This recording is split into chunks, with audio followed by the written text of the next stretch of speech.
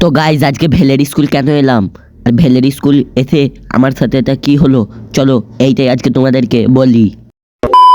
আজকে সকাল দুপুর সন্ধ্যা পের করে বিকাল হতেই আমি আমার ড্রাইভার আর রকেটটাকে নিয়ে বেরিয়ে পড়ি আমাদের গ্রামের পাশের গ্রাম যাওয়ার জন্য। কারণ পাশের গ্রামে আছে আমাদের একটি স্কুল, ভেলিয়া স্কুল।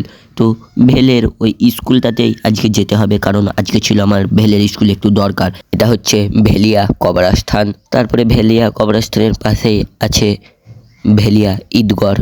তারপরে এইখানে চলে আসি আমরা মেলাতলায়। এইখানটাতেই সব মেলা হয়, দু সাইডে অনেক দোকান বসে। তারপরে চলে আসি ভেলের স্কুলের কাছে। ভেলের স্কুল ঢুকতেই প্রথমে পড়ে যায় একটি বড় পুকুর। তো পুকুরটাকে পের করতেই দু সাইডে মাঠের মাঝখান দিয়ে রাস্তা। কিছুটা আসতেই চলে আসি ভেলের স্কুলের সামনে। ভেলের স্কুলের সামনে আসতেই দেখি কিছু ছেলে ফুটবল খেলছে। তারপরে ভেলের স্কুলের ভেতরে চলে যাই। তারপরে আমার কাজটা শেষ করে বেরিয়ে পড়ি। তখনই দেখা হয়ে যায় আমার একটি ফলোয়ারের সাথে। তো ভাইটা বলছে আমি তোমার ভিডিও দেখি, অনেক ভালো লাগে। তো ভাইটাকে জানাই অসংখ্য ধন্যবাদ।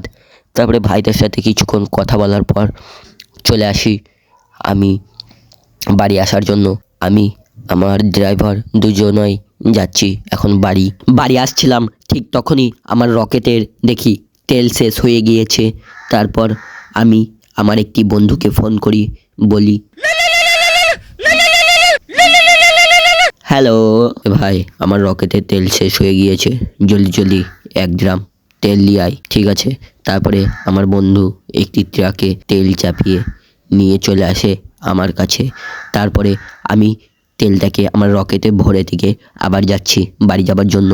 তারপরে এই রাস্তাটা অনেক সুন্দর হওয়ায় আমাকে হেঁটে হেঁটে দৌড়ে বাড়ি যেতে হচ্ছে। তারপরে আর কিছুটা আসতেই রাস্তাটা দেখে অনেক ভাঙাচোরা ছিল, তাই আমি আবারও আমার রকেটে চেপে পড়ি। তারপরে রকেটে চেপে আমি আর আমার ড্রাইভার এখন বাড়ি যাচ্ছি।